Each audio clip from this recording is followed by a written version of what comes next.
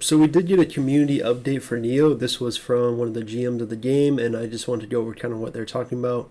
Essentially, just some like very vague announcements, nothing really in detail, but they did say they acknowledged some of the issues with the game. So first one is the Battle Pass. So if you guys don't know, the Battle Pass that just came out, they had a purple chest and a blue chest in it, but neither of them are selection chests. So when you open it, it says RNG random, whatever steel you get is what you get. And essentially you cannot sell them on the marketplace too because they're both bound, which makes it even more crappy because if you get a skill you don't want, you literally can't do nothing with it. And then I think even the purple one, you can't even salvage it, which is insane if that's the case. So just really crappy. So they talked about that. They said they know this is highly desired by all. Currently, we don't have any plans to release skill boot selection chests in the Battle Pass. However, we were looking to finding other ways to give out skill boot selection chests through other means. This is really simple. Just literally do an event and then reward people from completing the event. Give them selection chests. This one's really simple. He says, I've been closely monitoring and tracking your reports and feedback throughout Discord, both before and after the release of the patch. Well, that's good. Thank you to all of you who are providing clear and constructive input, especially in regards to key regional differences and potential solutions. So essentially what happened is in Korea, they got the Moonwater Part 2 patch released differently.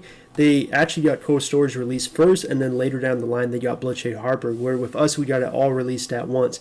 And then, I'm not entirely sure, but I did read that apparently in Korea, they had party-wide buffs, like the blue buff from Assassin actually was for the whole party. And while Bloodshade Harbor was out, they had that party buff, and then eventually it got nerfed and removed to a solo buff. So essentially, they had extra DPS to do these dungeons that we didn't have because when Neo launched in the West, it already was just a solo buff. It wasn't a party buff. So if that's the case too, that also makes it even worse for us. But he says, as you know, our region's version of Neo has been rolled out differently from Korea's version, so I 100% understand the frustration this has caused. Yeah, this one they talked about the events is that they're not doing enough of them. They said, we understand more in-game events are desired by the community, and we are actively discussing this with the developers. Once there's more information available, it's my priority to get that information to you. Again, not really hard to do events. Just literally give extra rewards for doing content you're already doing. You do like all your dailies. You do like, let's say you complete all the field bosses. Like there's like, I think they're like 3 or 4 off the top of my head. You complete all the field bosses, like the Lyson, the one, all those, you kill them all. And then just give a reward, give extra boost rewards. Like that would be really easy to do and wouldn't cost any development time. Or even do something like, let's say you get XP for playing the game. Like right now, everyone's saying you need to get level 51 to be able to do cold storage. Why not give an event where you just get double XP on all the daily quests that you complete? That would be fun too. I'd be happy with that. So again, really simple to do the events in game. And essentially, he just talks about how he's discussing with the team on ways to make essentially the game better. Again, these like responses are very vague. It's literally like, hey, we see you guys like getting pissed off about the patch, and essentially we'll talk to the team. So nothing's set in stone. At least they're acknowledging it, but I don't know how much of an update we're gonna get or any changes. Of course, a lot of people are not happy about it. 593 clown emojis. That's pretty wild. Like people are not happy, and even some pig emojis, which is wild. But yeah, people are not happy about this announcement. Just them acknowledging it is not enough.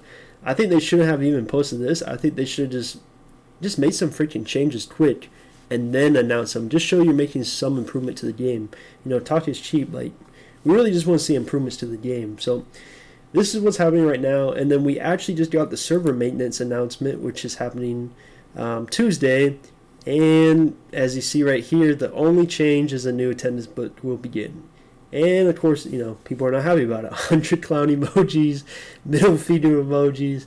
It's pretty hilarious that they allow emojis in the server. But yeah, no changes anytime soon. Maybe next week we'll get some changes, but I wouldn't hold your breath. It's just not really a good look right now for the game. So that's really the update. They're acknowledging the concerns, but any type of improvements to the game, not seeing anytime soon.